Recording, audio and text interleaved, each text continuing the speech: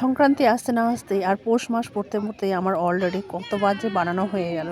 তো নমস্কার বন্ধুরা, আমার নতুন আরও একটি ব্লগে সকলকে স্বাগত জানাচ্ছি। আর যেখান থেকে ভয়েস দিচ্ছি, আমি মাঠে বসে ভয়েস দিচ্ছি। আজকে ঠান্ডার মধ্যে না খাওয়া দাওয়া করে মাঠে চলে এসেছিলাম, সেই জন্য এখানে বসেই ভয়েস দিচ্ছি। এখানে মাঠের মধ্যে এখন আমাদের জোরদার কাজ হচ্ছে।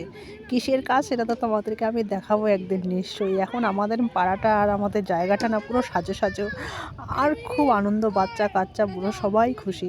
আসলে এই আমাদের জানুয়ারি মাসটা পড়লেই না আমাদের খুব আনন্দ হয়। এখানকার বাচ্চা কাচ্চারা ভীষণ আনন্দ পায়, কারণ মাঠটা জুড়ে, সারা গোটা মাঠ জুড়ে যে এত সুন্দর করে সেজে ওঠে, কিসের জন্য নিশ্চয়ই বলবো তোমাদেরকে। কোনো একটা ভিডিওতে তোমাদেরকে দেখাবো, নেক্সট কোনো একটা ভিডিওতে। আজকে দেখো সংক্রান্তি আসার প্রায় আর কটা দিন বাকি, পৌষ সংক্রান্তির। তার আগেই কিন্তু পিঠে পুলি চলে যায়, ঘরে ঘরে শুরু হয়ে গেছে হয়তো। আমার কিন্তু অলরেডি অনেক কয়বার বানানো হয়ে গেল। তো আজকে দেখো বানানো হচ্ছে, আজকে ফুলকো ফুলকো এরকম মালপোয়া বানানো শুরু করেছি। আর এই দিকে বানাচ্ছি আমি, যেটার জন্য আমি কিনে এনেছিলাম জানো, আমার তো ভীষণ ভালো লাগে এই পিঠাটা, ভীষণ ভালো লাগে। আমার খুব ফেভারিট একটা পিঠে, সেটা হচ্ছে চিতই পিঠা, জানো তো। এত আমার ফেভারিট না, আর বলার মতো না। তো আমি বানানোর জন্য, চিতই পিঠা বানানোর জন্য একটা সরা কিনে নিয়ে এসেছিলাম। সেই সরাটা এনে যথারীতি আমি পুরো 1 গামলা জলের মধ্যে একদিন ভিজিয়ে রেখে দিয়েছি, সরার ঢাকনাটাকে, যাতে মানে পুরো ভিজে যায়, ভালো করে জল চুষে। আর আগুনে দিলে যেন কোনো রকম ডিস্টার্ব না করে আমাকে সরাটা, সেই জন্য। আর পুরো ঘষে ঘষে পরিষ্কার করে বালিগুলো সব গায়ের থেকে তুলেছিলাম। তারপরে আমি এটাকে যখন বসালাম, আমি জানি গ্যাসের এগুলো হয় না, তবুও আমি চেষ্টা করেছিলাম। যেই আমি গ্যাসে দিয়েছিলাম যেন সরাটাতে না কিছুতেই তৈরি করা যাচ্ছিল না, সেই হচ্ছে না, আর না কেমন একটা আওয়াজ হচ্ছিল ফট করে। তো সেটা আমি সেই জন্য গ্যাস থেকে পুরো নামিয়ে দিলাম, সরাটাকে নামিয়ে দিলাম, মাটির সরাটা নামিয়ে। তারপরে আমার ওই কড়া আছে, আমি কড়াতেই চিতই পিঠা বানানো শুরু করলাম। ভাবলাম হবে কি না হবে জানি না, সরার মতো হয়তো টেস্ট হবে না। আসলে কিছু জিনিস মাটির উনুনের যেগুলো হয় সেগুলো মাটির উনুনেই করার মতো আর কি। এগুলো কিন্তু গ্যাসে সত্যিকারে সেই জিনিসটা হয় না গ্যাসের মতো করে। মাটির উনুনে যে জিনিসগুলো রান্না করা হয়, যার স্বাদ বা সেটার টেস্ট বা যেটা তার সৌন্দর্য, সেটা কিন্তু কখনোই এই গ্যাসের উনুনে আসবে না, যতই আমরা যা বলি না কেন।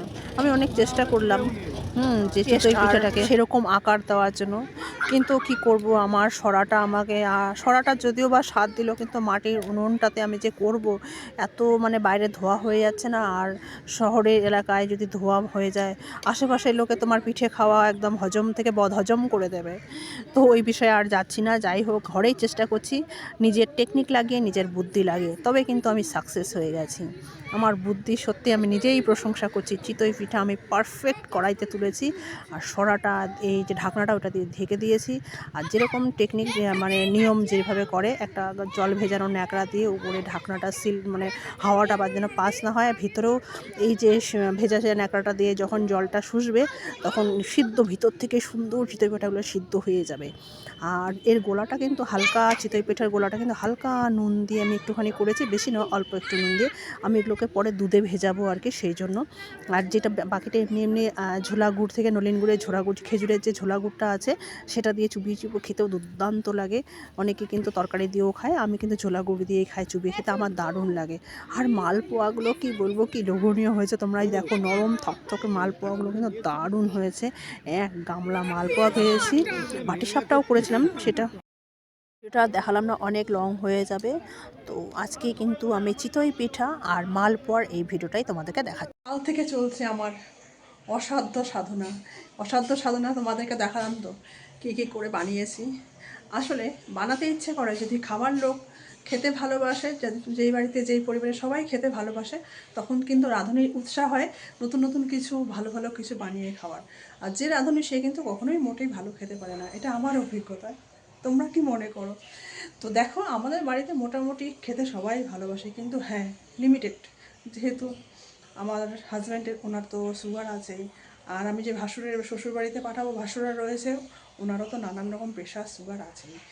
তো যাই হোক, তাও অল্প পরিমাণে যাবে, এদিক ওদিক ডিস্ট্রিবিউশন তো চলবে এগুলো। আর আমি এইসব জিনিস বানালে একা খাই না, আমি সবাইকে যতটা পারি সবাইকে দিয়ে খাই আর কি।